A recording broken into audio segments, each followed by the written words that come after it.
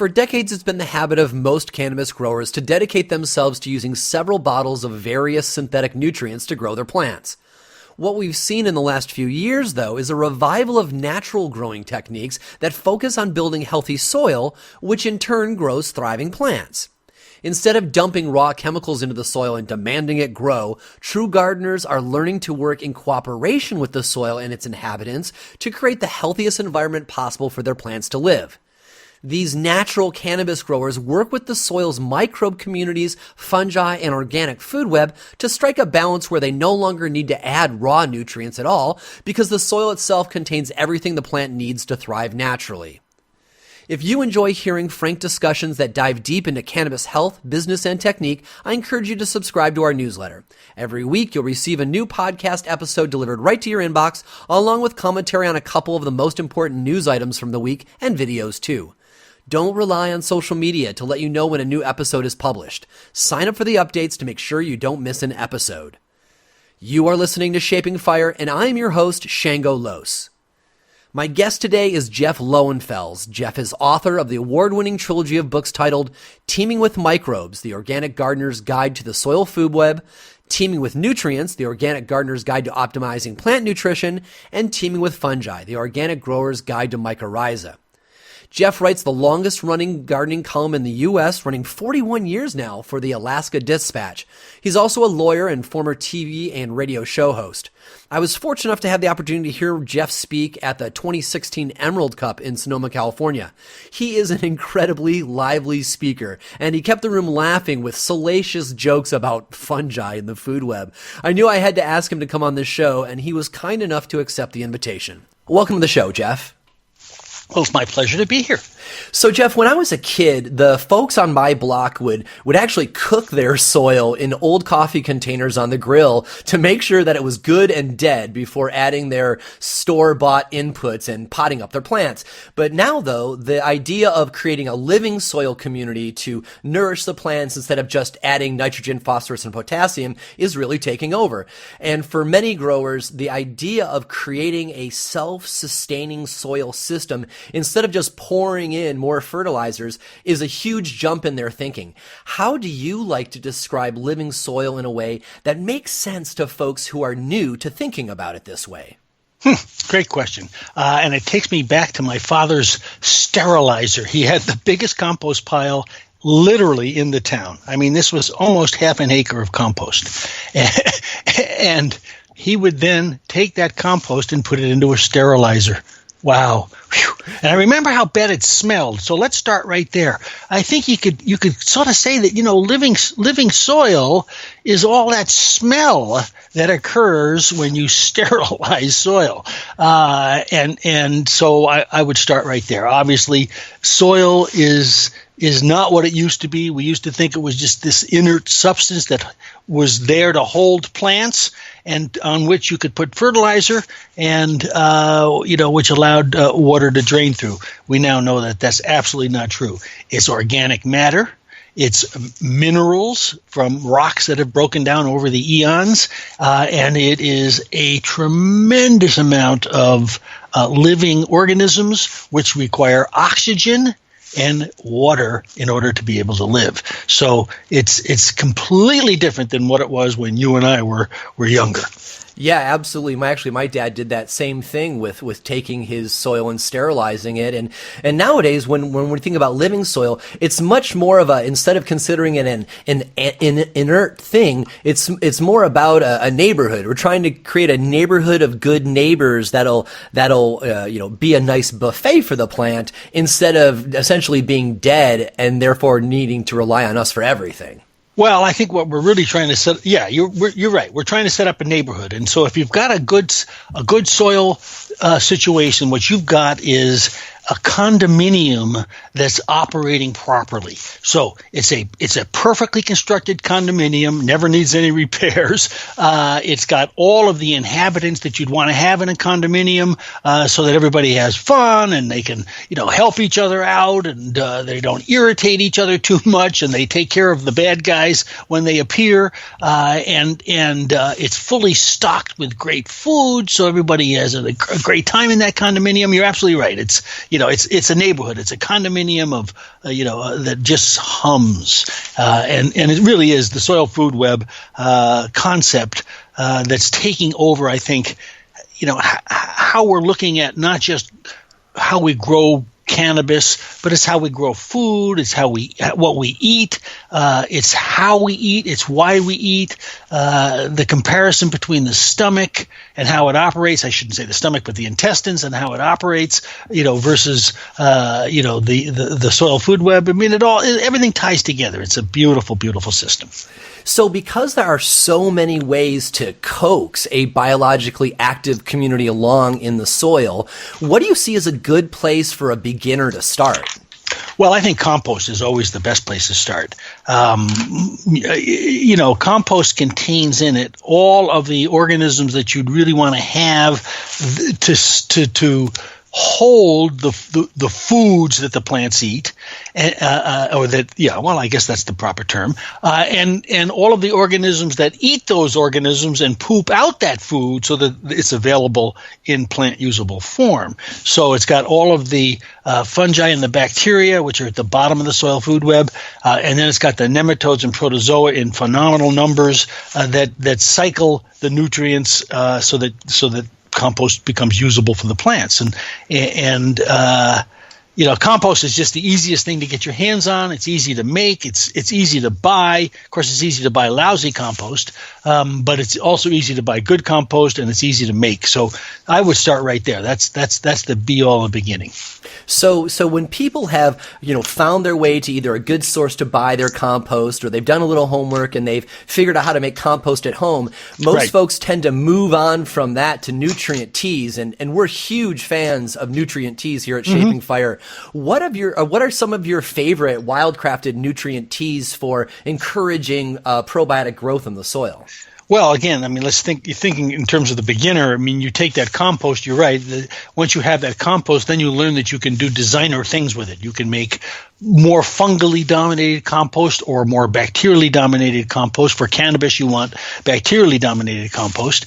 And for all sorts of reasons, you can make teas out of that compost, and you can make fungally dominated teas or more fungally dominated teas and bacterially dominated teas, which you can use as soil drenches and which you can then spray also on the leaves, where the microbes that are in that compost tea outcompete the bacteria. The bacteria and the fungi and the nematodes, the bad guys that might be on those leaves or might get on those leaves. So if you spray good stuff on them, there's no room for the bad guys. There's no food left for the bad guys. There's no entryways for the bad guys.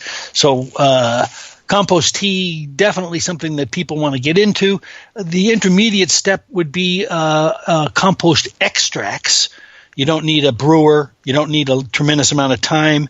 In 15 minutes, you can take compost, wrap it up in cheesecloth, and just knead it in a couple of gallons of water. Then you've got an extract of a lot of those microbes. They haven't multiplied themselves, but you've pulled them out of the compost. And then the next step, of course, is the compost teas, which require a brewer.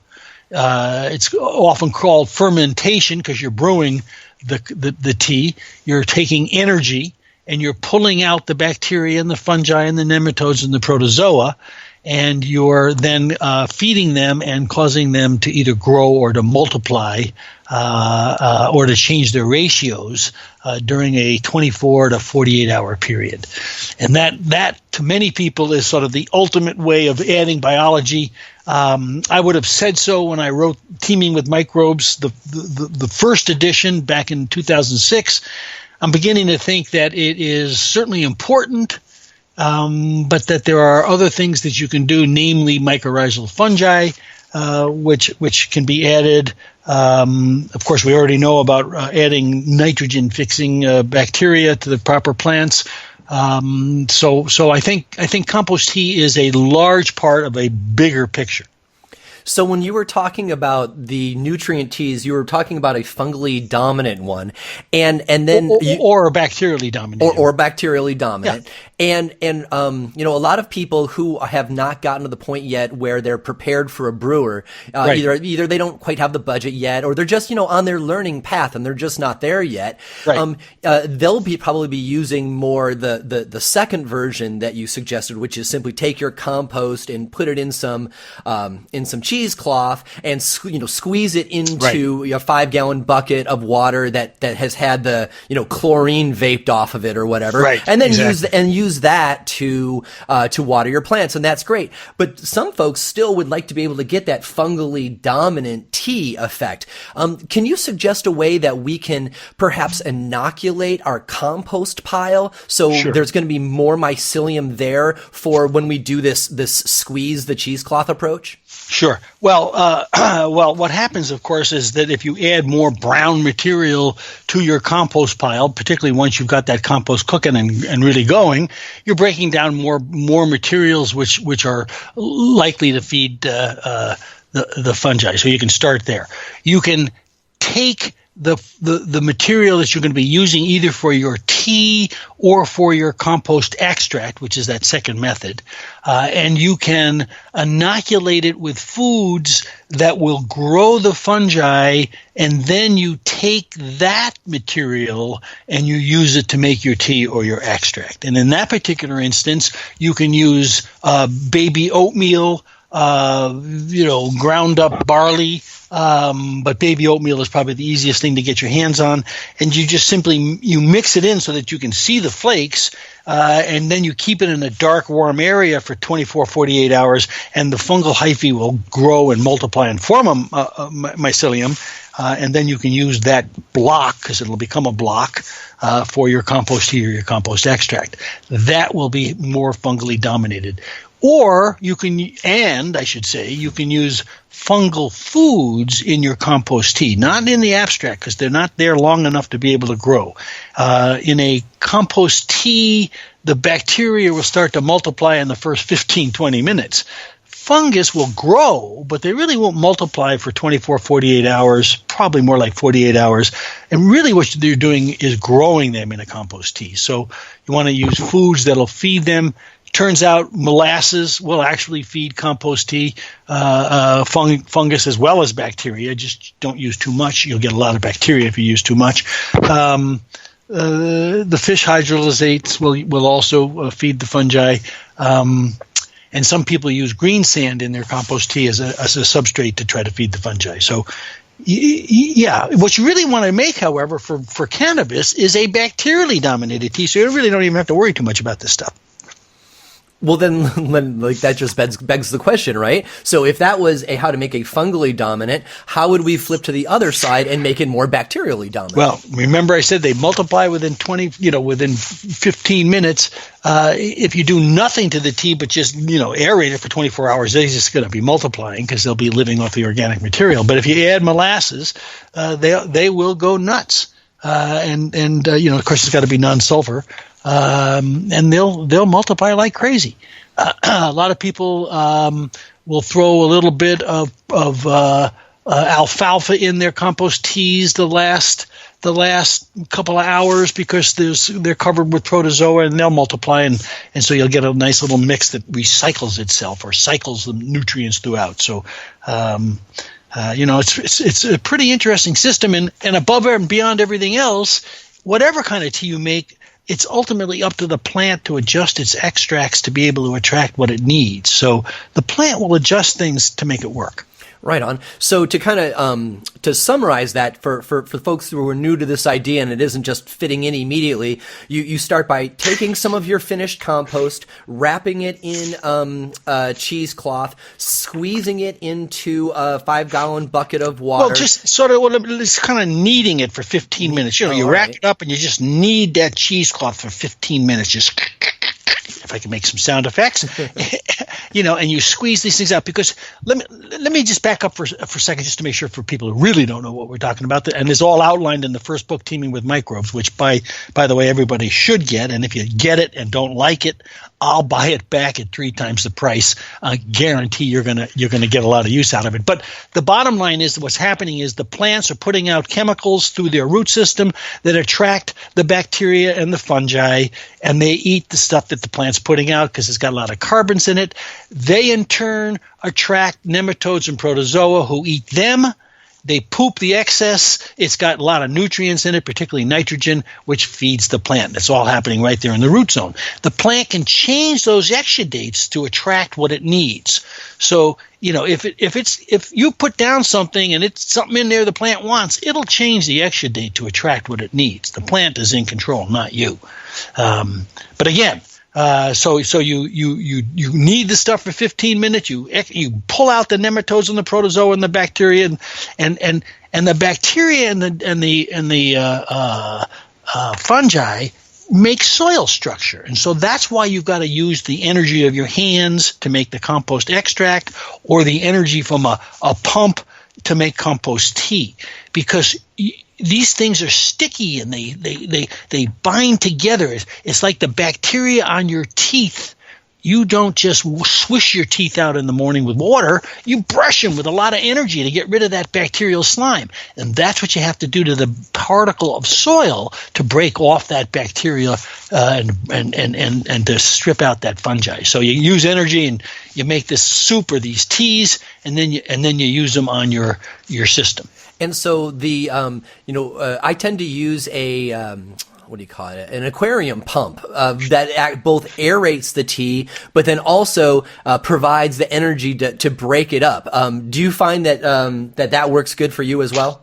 No, because I think unless it's a gigantic aquarium like the size of the the Monterey aquarium, I think the pump's probably too small. Oh. In the beginning, we used to use those aquarium pumps. A lot of research was done by Dr. Elaine Ingham, who's certainly the goddess of all of this stuff. And anytime you get a chance to go hear Dr. Elaine or read anything she's written, she's well, what can I say? I mean, we bow at her feet. But those pumps don't provide the 6 or 7 parts per million air that you really need, and so you really gotta step up the air if you want to make it really work.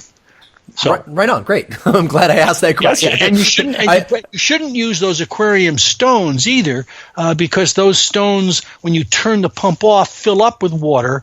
And it's got the bacterial slime in it. It forms and grows in those little holes, and they're impossible to clean. And then you get bad situations. So you just bubble. Sure. Yeah. So after folks have gotten into nutrient and compost teas, a lot of folks really enjoy moving on to fermentations and labs and such. What are your favorite fermentations for thriving soil? Well, I'm not really into them in a big way. Mm-hmm. You're talking about EM and exactly. To me, if you're using compost tea, you're getting what you need. EM it certainly works. I mean, people tell me it works. I don't use it other than making Bokashi in the wintertime, because it's a great way to sort of make compost in a cold climate in the winter without getting smells. When your pile's not working, obviously. But it's got, 16 different microbes in it. Compost tea has 35,000 different microbes in it. There's a world of difference. And I think the diversity makes sense when you believe that it's the plant that's choosing what it needs. You want to give it as much opportunity to choose what it really needs. So I like the diversity of compost tea over these ferments, but I'm certainly not discouraging of them.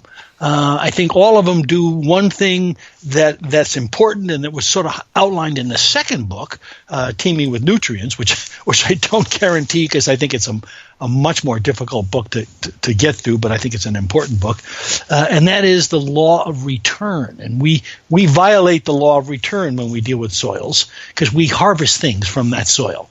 That stuff's supposed to fall down and be decayed and go back in and feed the plant again, and feed the soil again, and feed the microbes again. We harvest it. So, we're taking stuff away.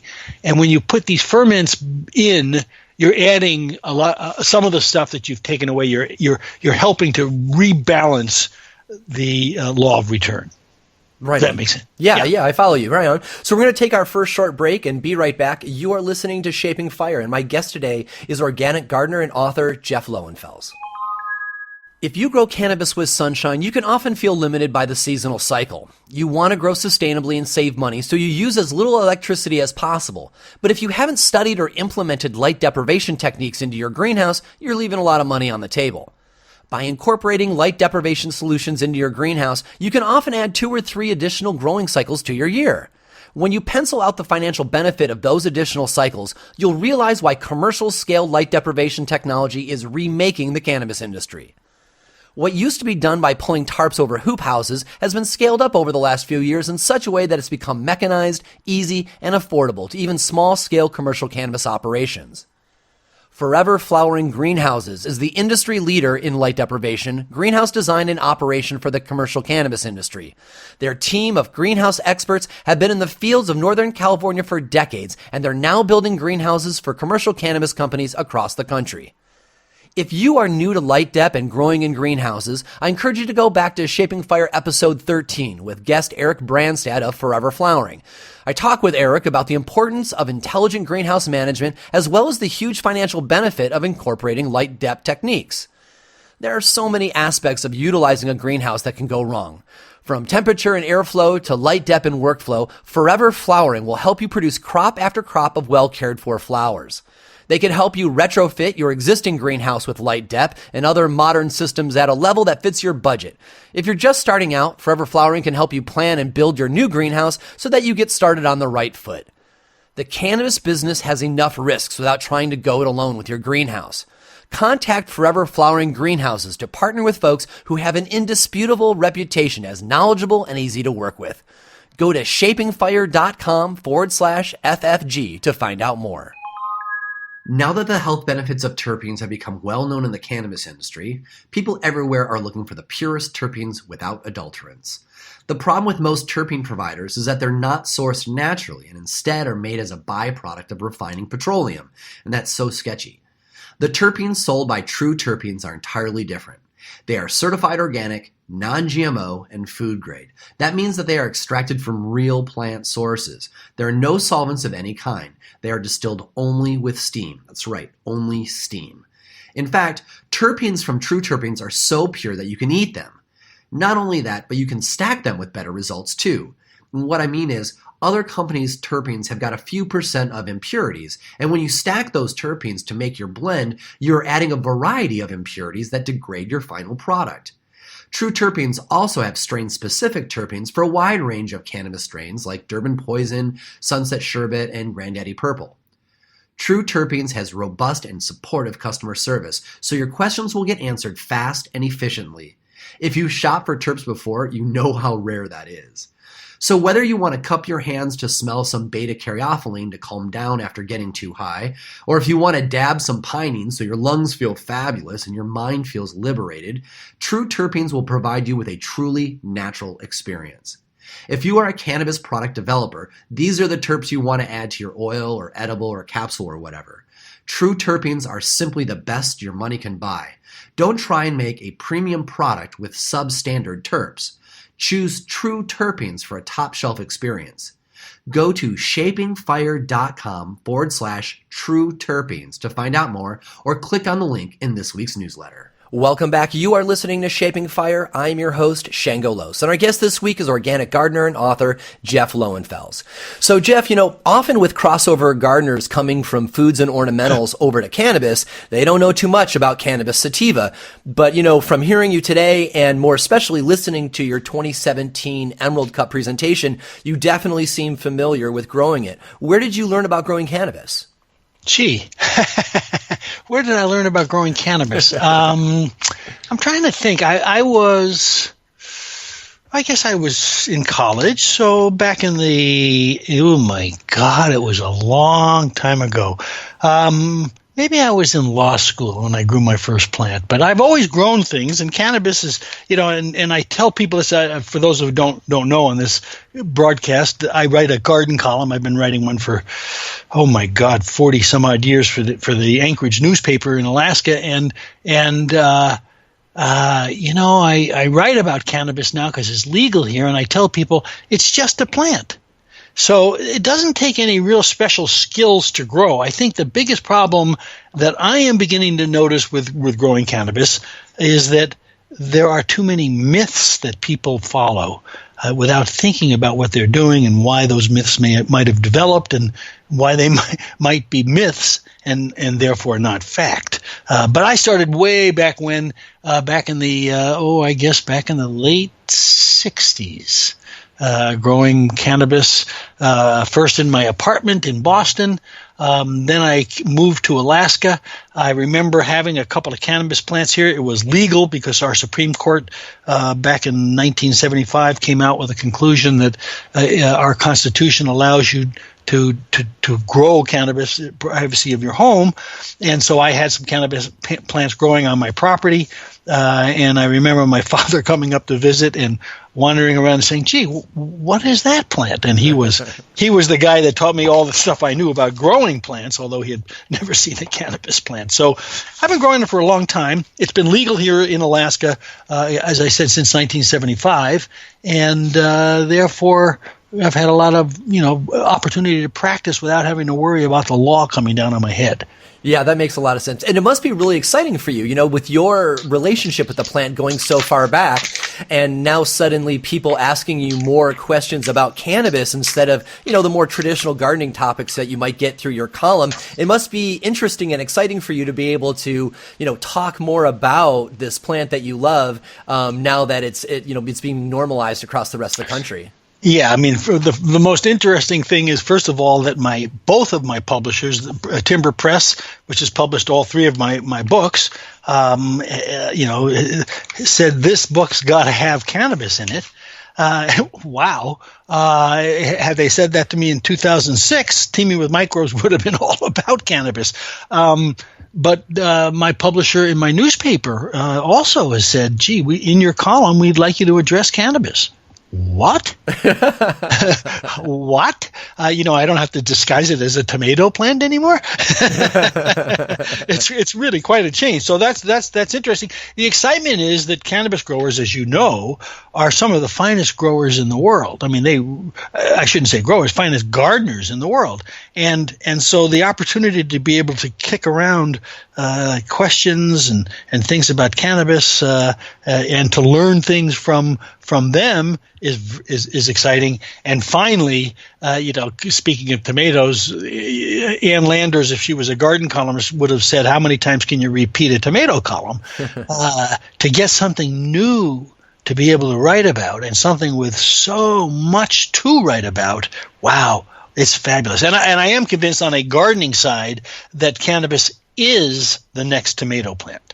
The tomato has always been the holy grail of the home gardener, to grow a beautiful tomato, and I think now we're going to see cannabis replacing the tomato as the holy grail plant. Oh, that sounds like such a beautiful vision right there. Well, in fact, it's not even a vision. I can tell you that three of us are going to be speaking at the Garden Writers Association's conference, the national conference on cannabis. I'm going to be speaking about how you write about it, for a generalized public. We've got a gentleman who's going to be speaking about the breeding efforts that are going on so that it's available as a outdoor six-pack plant. A gentleman who's very, very heavily involved in micropropagation. And then the third part of the speaker is going to be somebody who's going to be pointing out, some of the stupidity that people have bought into that has resulted in the stigma that makes it difficult to write about this stuff. So it's going to be very interesting. It's the first time ever this national organization's had a conversation about a plant that I'm virtually certain 3/4 of them use, on a weekly basis.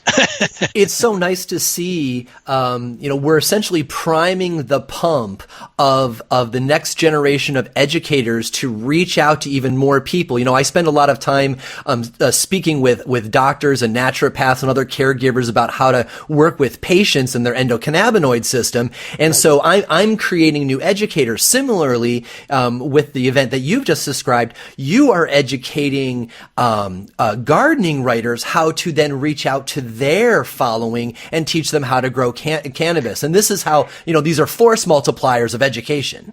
Oh, absolutely. I mean, and trust me, once the garden writers start writing about it, we reach, and we say garden writers, but these are the folks that do television shows and, podcasts and radio shows and newspaper columns and magazine columns and books. Once they start writing about cannabis on a regular basis, the same way they write about tomatoes, it's over, folks. I don't care whether it's Jeff Sessions, his mother or his grandmother. It's over because it's just a plant, folks. It's just a plant. Boy, that could be a good book title. I really enjoy seeing all the people who have not ever really kept a garden before suddenly decide they want to start growing food because they've had such a good experience growing their first couple cannabis plants, and them realizing that more than anything, cannabis is actually a gateway to gardening. Absolutely. It's an easy plant to grow. I'll admit to grow really great cannabis takes a little bit of skill. But once you grow a nice cannabis plant, you say, "Whoa, wait a second. I can grow anything," and you can.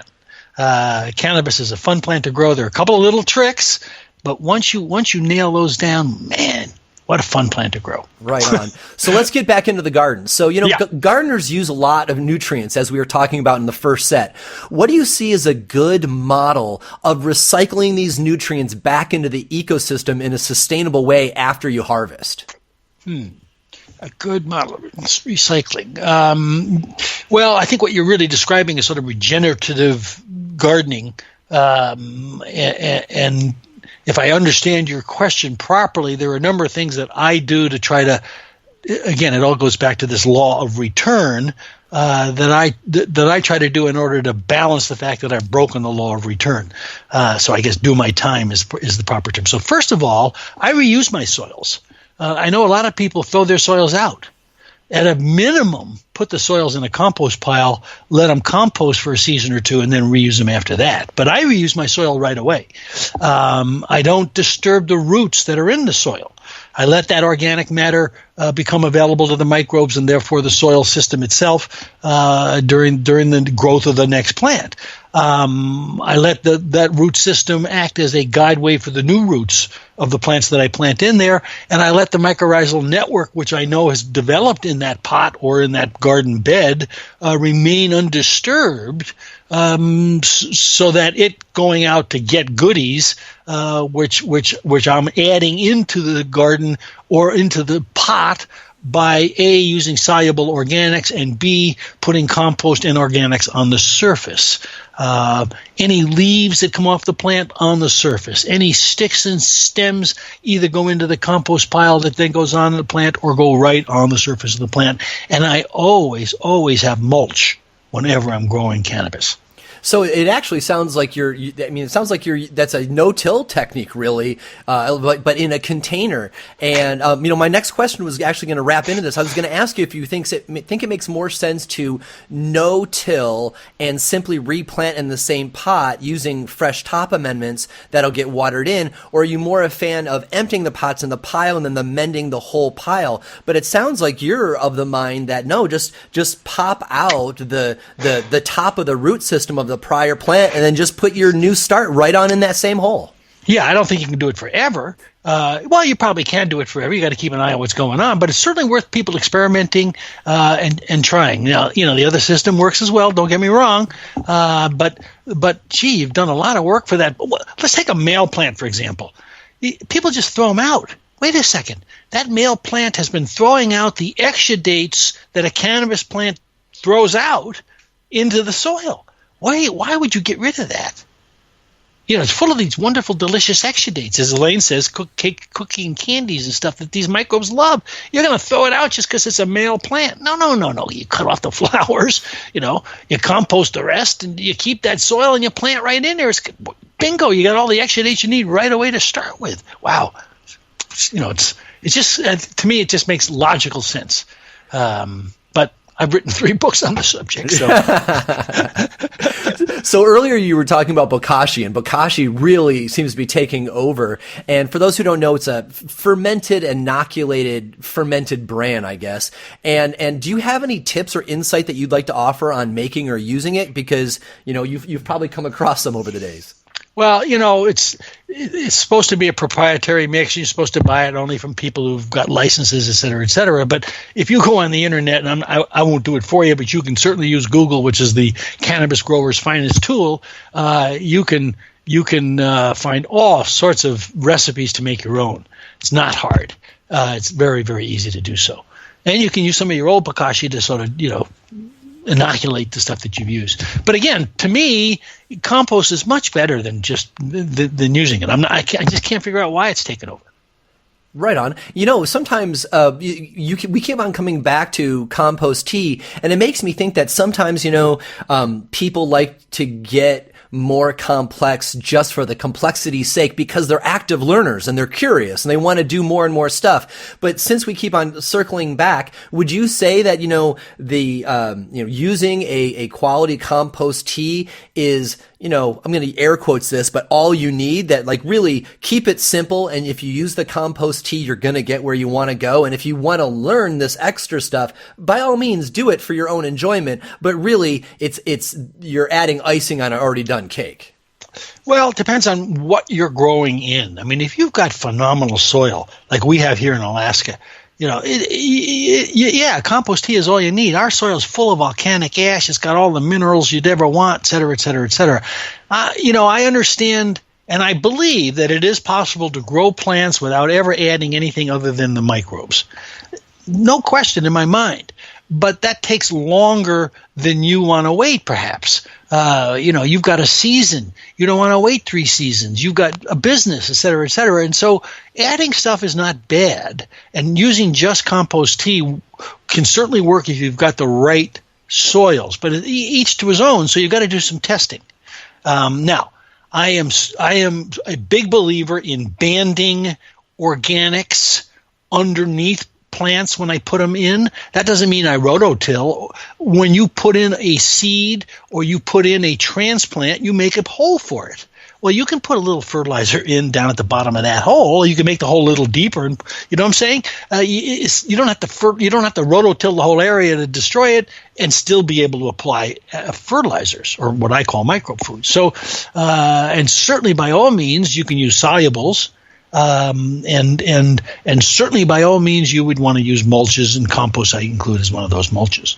What is that term you use that's new to me? Banding organics. Well, if you take a look at my second book, which is called what is my second book called? Oh yeah, it's got the nutrients. Most improbable name. Oh my God! So yeah, if I may just digress for a second, I wanted to write this second book. Why? Because I had nothing else to do, I guess. No, because I was curious about how plants ate. And so I thought it was going to be teeming with nutrients, how plants eat, an organic gardener's guide. They came, how teeming with nutrients, organic gardener's guide to optimizing plant nutrition. What the hell is that? Anyway, you learn how plants eat, what they take in, and one of the methods, of course, there's 3 ways plants get their food.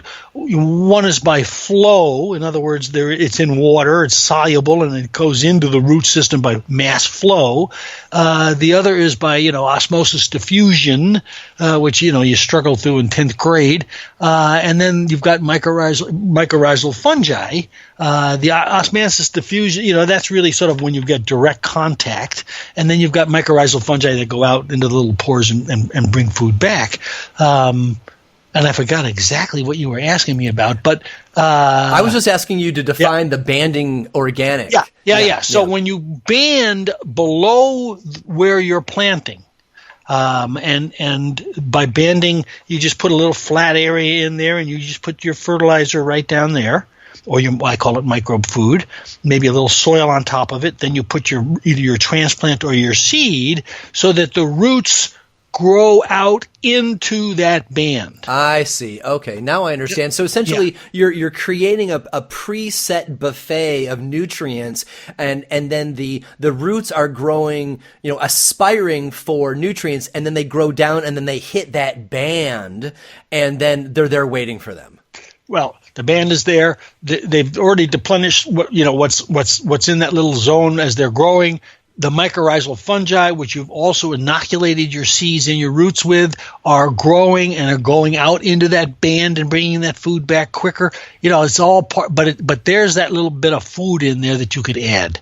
So when you break that law of return by removing the cannabis plant, then if you're going to use the same soil, you've got to return the nutrients that would have decayed had you not removed that plant.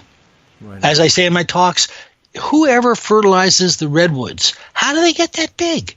Nobody ever puts fertilizer down there. Nobody puts Miracle-Gro down there. Nobody uses general hydroponic crap. How'd that happen? It's this thing. It's the law of return wasn't ignored, wasn't broken. All that stuff fell down and decayed. Fascinating, isn't it? So anyway, yeah, absolutely, yeah. So but to go back, so the second book, Teeming with Nutrients, which people should read and struggle through because it's important to know. It's got some chemistry in it, and I apologize, but it's got the least amount of chemistry I could put in it. And I promised myself I would never ever talk about the Krebs cycle, and so it's no Krebs cycle in it whatsoever. I don't even think I have the formula for photosynthesis in it, so people don't have to panic. It's got sort of a picture of how you would band. As well as a description of some of the things you might use in order to make that band. When I saw you in December at the Emerald Cup, I'm going to paraphrase this poorly, but you'll know where I'm going, and you can take it from there. You were talking about some of the topics from your Teeming with Fungi book, and you were talking about that you recommend it for cannabis folks to roll their seeds in a particular fungus to support them as soon as they pop. And I was taking as many notes as I can, but I missed which mycorrhiza it was and what your actual strategy was, and it was fascinating. So with that setup, will you just kind of deliver that little nugget to everybody? Well, you put me I will, but you put me in a very difficult position. See, so let me back up for a second. All right. So I've got I got a trilogy of books, right, which I'm supposed to sell. That's how I make my living. Right? And the last book is Teeming with, so I call myself Lord of the Roots, incidentally, because I have this trilogy. Bump. So my last book is Teeming with Fungi. People should go out and buy it and find where that one is in the book. No doubt. Rather than I always go so fast when I talk so that people can't write it down, so they will go out and buy the book. But I know everybody's going to go out and buy the book anyway, so I'll talk about it. But let's quickly go back a little bit and talk about these mycorrhizal fungi. 96% of the plants on the planet Earth have them. This is the reason why plants were able to colonize terra firma 400 million years ago. And 200 million years ago, a second type developed, and this second type of mycorrhizal fungi does exactly what the first one does, only in a slightly different fashion, and that is, in return for these exudates, which we talked about at the beginning of the program, these guys take the exudates from the plant by literally taking it from the plant. They're inside the plant, living inside the plant. And the other end of them are outside the plant. And in return for those exudates, they go out and get all sorts of nutrients, which they then transfer to the plant. And if they don't transfer them to the plant, then the plant doesn't give them the exudates. So this is a very symbiotic relationship. And they get nitrogen, phosphorus, those two in particular, but copper and zinc and a couple of the M's, which I always forget, just going right out of my mind, manganese and anyway, they go out and get all these terrific things that the plant can't get itself, and so they feed the plant. So they're very, very important, and we know of about 360 different kinds. We know that we can only grow about 15 of them. And if you buy a package of what's called mycorrhizal fungi, even though it may say mycorrhizae, it's really called mycorrhizal fungi. Mycorrhizae is the symbiotic relationship that forms, and it always includes a root, so that's not the right term for what's in the package. You get mycorrhizal fungi. You'll see that there are about 8 or 9 of them listed on that package. Only one of them happens to associate and form that relationship with cannabis. And this particular one forms that association with cannabis sativa, indica, rudialis. It doesn't matter whether it's Durban poison, Jack Herrera, whether it's teeming with microbes. No, there is no one called teeming with microbes yet, but it doesn't matter what it is. There's only one that feeds these guys, and it is called, so get the pens and paper out. Oh, wait a minute. Here's the problem. When I first started writing the book, it was called Glomus mossae, Mossaea, or A, you on the Latin, mossy. Right. Glomus, Gloma, glomus. Unfortunately, or fortunately, I guess, over the 2 or 3 years that it took me to write the book, the genetics of these individual mycorrhizal fungi became important enough to know that they began to study them, and they have now reassigned the names of all of them. My poor editor had to go back through the book and rewrite all of these Latin names. That's why we've got second editions, Jeff. But it's not that easy to write. A second edition, people don't understand, just as an aside, a second edition, they say, okay, if you can take out 6 words, you can put in 6 words. They're not that easy to write. They don't just say, oh, here's 4, you get, put in a new chapter. No, you got, Anyway, to go back, the one that you want is now called Rhizophagus, Rhizophagus, Rhizophagus, intraracides, Racides, Rhizophagus with a capital R, Interracides with a small I. But many times in the package, you'll see it as Glomus mossae, or as Glomus interracides, or as Rhizophagus mossae.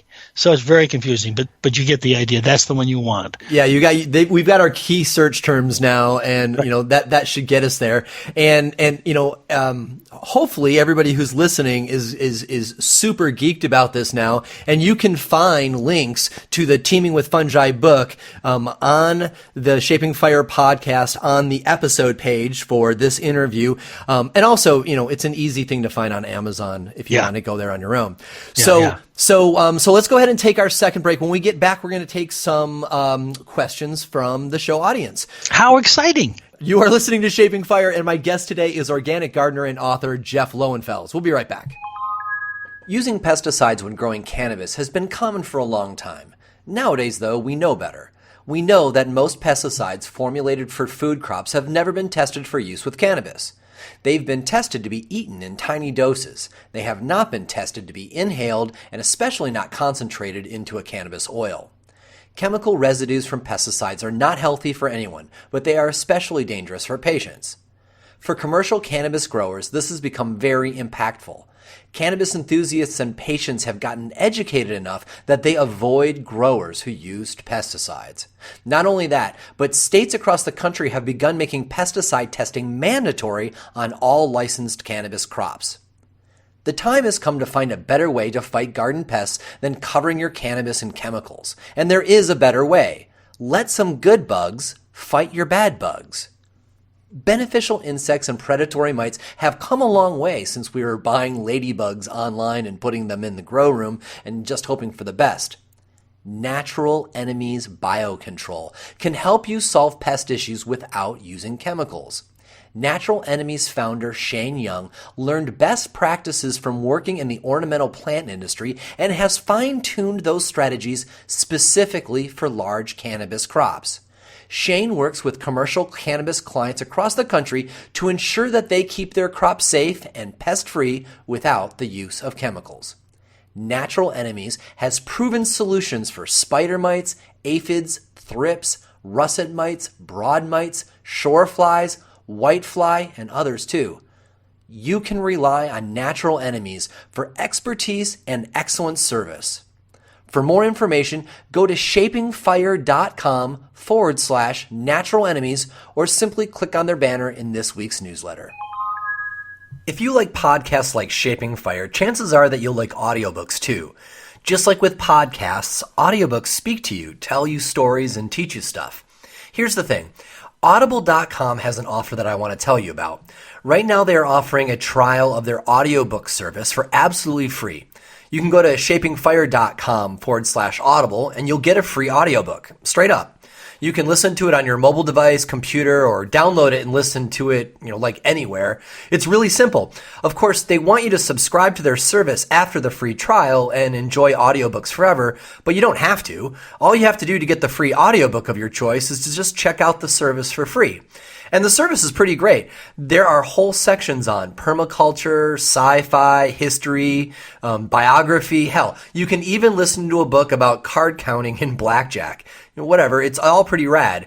So that's the deal. Your first book is free, it's easy to sign up, it's easy to quit, and their online library of free books is pretty incredible. So just check it out. Go to shapingfire.com/audible to find out more, or just click on the link in this week's newsletter. Welcome back. You are listening to Shaping Fire. I am your host, Shango Los, and our guest this week is organic gardener and author Jeff Lowenfels. So during this last set, we're going to take some questions from the Shaping Fire audience that I asked for a couple weeks ago, since I knew that you were going to be on the show. And the first question is from Mike West, and Mike asks, since most of the plant's cannabinoids are created by enzymatic biopathways, but the precursors are provided by symbiotic relationships, would Jeff please describe the microbiology biosynthesis of terpenes and cannabinoid precursors in the roots as well as foliar biomass? So what do you have for that there, Jeff? Woo, yeah. Well, now see this felt. Mike should read my second book, Teeming with Nutrients, because it really sort of discusses that in a much simpler way. What I think he's saying is, listen, all of these things are built inside the plant. But they're created using the enzymes inside the plant. The enzyme factories make all of the things that are inside a plant, and I'll go back and discuss that in a quick second.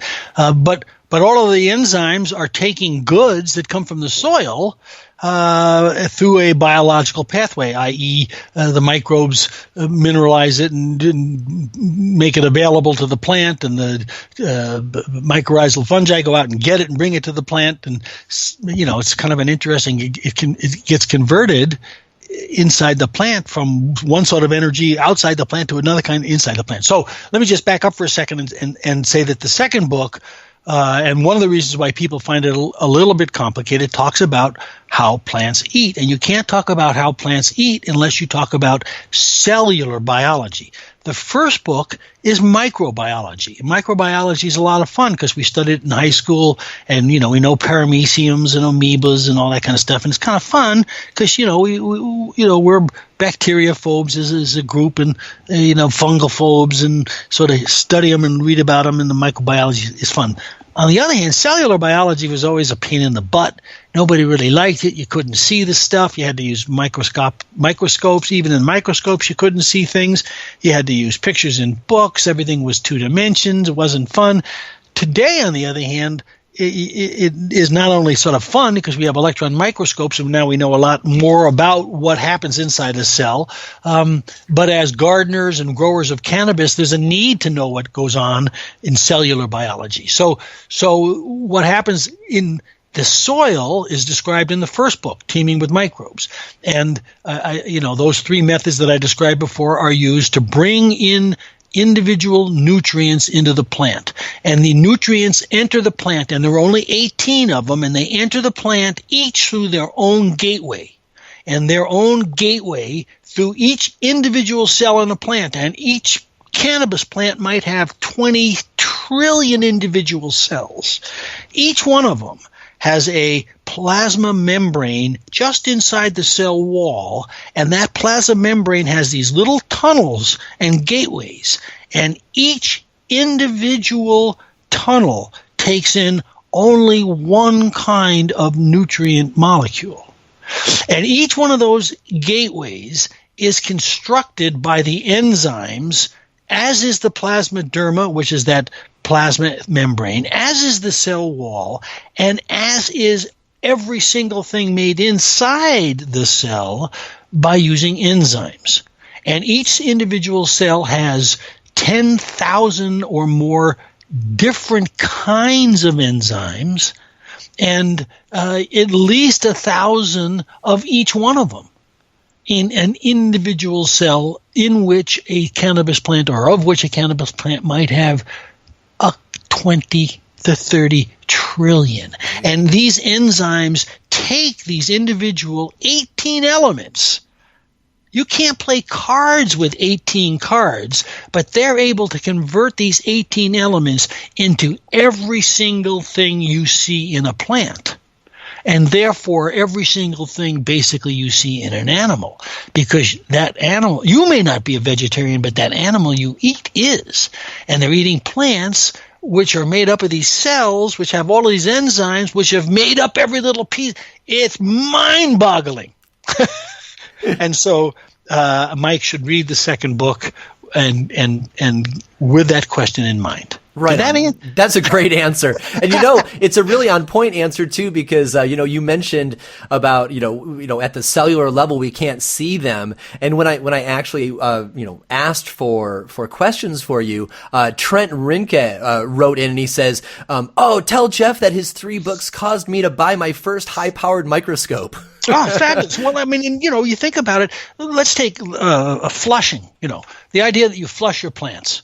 Or hydroponics. You can't understand either of these things. I like to say you can't understand why you shouldn't flush, and you can't understand, even the use of hydroponics if you don't understand the cellular biology involved. And it is fascinating, and it's very, very important for the grower that's trying to grow good organic weed. And it's also important from a philosophical perspective, because you can't help reading the second book walking away with the idea that, wait a second, maybe you and I are just part of a big cell. We're 2 enzymes, and these ideas that we're kicking back and forth are like that enzyme we're making ideas here. Mm-hmm. And these ideas build up, and all of a sudden somebody becomes a grower. Boom. Wow, this is the same thing that happens inside an individual cell. Maybe we're just one of 37 trillion cells in a gigantic cannabis plant. Okay, I'm done. It's different, just a difference of magnitude. You can't just read these books. You got to sit back after you read them, and ingest a little bit of this wonderful chemical, and let the cannabinoids, help you think about what you're doing, from a 360 degree way up in the air view. And when you have the science from these books, you can do that. Did you say in that last bit that you don't recommend flushing? I don't recommend flushing, and I don't recommend using kelp for the reason that people use kelp. I mean, the plant has these 18 nutrients. You put kelp down, it's got 56, 62 nutrients. They don't need the rest of those nutrients. You put the kelp down to feed the soil food web. Yes, but not to feed the plant really. And then flushing. I mean, why do people flush? If you're feeding your plant properly and it's growing properly, it's balanced properly, what are you flushing out? What do you flush out? You flush out carbohydrates. I mean, I can't think of anything else you can flush out. Well, it seems to be a holdover from people still using bottled salt nutrients, right? And most of the hardcore probiotic growers are like, what's the point? Once you're all green. Yeah. Yeah. So even with the salts, I mean, I got a question. I mean, you can if you grow hydroponically, basically, as far as I'm concerned, you can almost always taste the chemical. You can flush all you want. What do you think you're doing? You're growing in water. That's flushing. I don't get it. I just don't get it. But right yeah. on. So another question comes in from Seabass Wolf. He asked, what mycelium from my home garden or a nearby forest could I dig up and use on my cannabis plants? What plants or trees in nature would provide good mycelium starts for me to mix into my soil? Okay, great question. First of all, not from your trees, because your trees use the other kind, which is the ectomycorrhizal. The cannabis plants, and notice I say cannabis. I think using the word marijuana is still racist. It was racist when it started back in the 1930s, so I don't use it. I use the word cannabis. It just girdles me that Alaska, for example, has the Marijuana Act. Oregon has the Oregon Marijuana Program. No, it should be called cannabis. But anyway, where was that question again? What mycelium from his home garden can he trees, bring in? Yeah. So trees, no good. Cannabis requires that one that I mentioned, the Rhizophagus you all wrote it down, right? And you can get it from carrots, I think peonies, I believe potatoes. So there are some things that you grow in your garden that also use the same fungi. But why not use your previous plants? Yeah, right on. Because we know it's there because it's their main source. Yeah, we certainly hope it's there, and it's certainly there if you put it there. So it makes a great deal of sense. The other thing that I think people are beginning to notice, at least I've been told there's a number of people who do know, and that is that when you grow in a container, you get some pretty quick multiplication of the spores. When you grow in a field situation or a big bed situation, you get the mycelium, and it turns out that when that mycelium is broken up, it will produce propagules that will grow into or will actually act as spores and grow new fungi. So, it's pretty cheap to buy, particularly when you know that you only need the one. It gets more expensive when you're buying 7 and 8 or 9 different kinds. So now that you know what to look for on the package, you just buy the one. You might want to be thinking that way. Right on. So here's kind of a fun one. Listener Tony Leva of Boneyard Seeds in the Emerald Triangle down there writes to ask if you have any particular cannabis cultivars that you personally like for ease of growth, yield, and the terpene profile.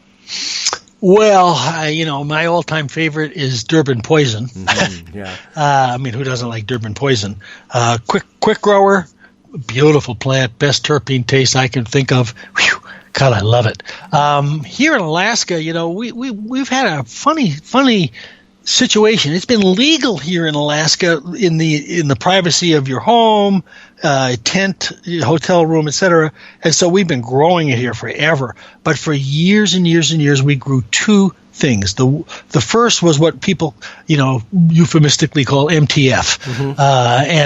And I don't know whether we all had but it was always the same stuff. And so I swear to God, for 5 or 10 years, we were all smoking the same stuff. It got pretty boring. Then Northern Lights appeared.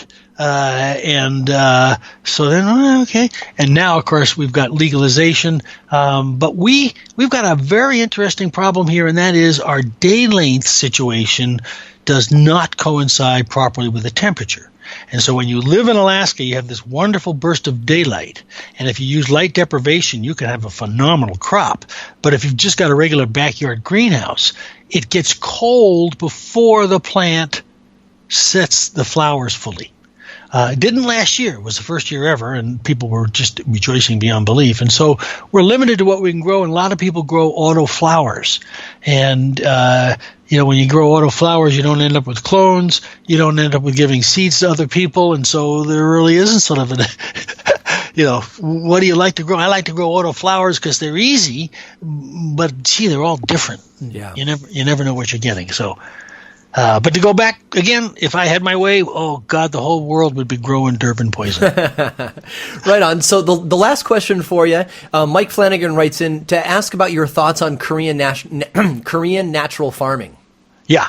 Well, and interestingly enough, teaming with microbes, which has been translated into, I think, 9 languages now, was early on translated into Korean, and I couldn't figure out why. It's called Kamsamida amoeba, which I love. And every now and then I'll go into a Korean restaurant here in Anchorage, and I like to bring the book with me. And they're very impressed. That and $16.50 gets me a pretty good Korean meal here. But anyway, it is a form of soil food web gardening, I guess, if that's what you want to call it, using beneficial organisms. It's very similar to EM, lactic acid bacteria. It's got about 6 or 7 or 8 really key bacterias, and it cycles the nutrients, uses mycorrhizals. It's not different from a soil food web system. It's just that there's a bunch of different ways to add amendments, so that there's fermented fruit juices and fermented plant juices and amino acid juices and all sorts of nutrient mixes that you can make. And I think it certainly works.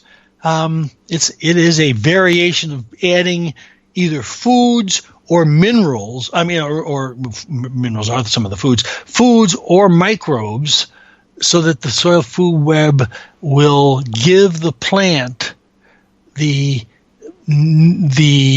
microbes it needs to work with. Right on. Yeah, it's a lot of work, but it's very interesting, and I can't see how you can't go through the Korean system without learning a tremendous amount of stuff. It's almost like biodynamic farming. Yeah, I think that it's for somebody who's moved beyond their compost teas and the basics, Korean natural farming, and even very specifically the fermented, the juice ferments, are really exciting and nerdy. Well, yeah, but I think there's also animal involvement and all sorts of stuff. So yeah, and let's face it, there's some spectacular farms and gardens in Korea. It must work. Jeff, thanks so much for being on the show today. This has been really exhilarating and has opened so many new doors for folks. I really appreciate you sharing your time with us. Well, I hope we get to meet again. And anytime you want to have a guest who you can hardly shut up, you give me a ring. Jeff Lowenfels is the author of the books Teaming with Microbes, Teaming with Nutrients, and Teaming with Fungi.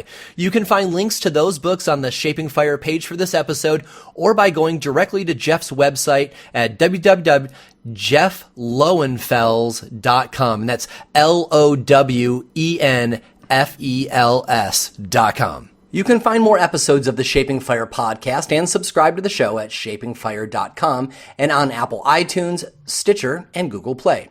If you enjoyed the show, we'd really appreciate it if you'd leave a positive review of the podcast wherever you download. Your review will help others find the show so they can enjoy it too. On the Shaping Fire website, you can also subscribe to the weekly newsletter for insights into the latest cannabis news and product reviews. On the Shaping Fire website, you will also find transcripts of today's podcast as well. For information on me and where I'll be speaking, you can check out shangolos.com. Does your company want to reach our national audience of cannabis enthusiasts? Email hotspot@shapingfire.com to find out how. Thanks for listening to Shaping Fire. I've been your host, Shango Los.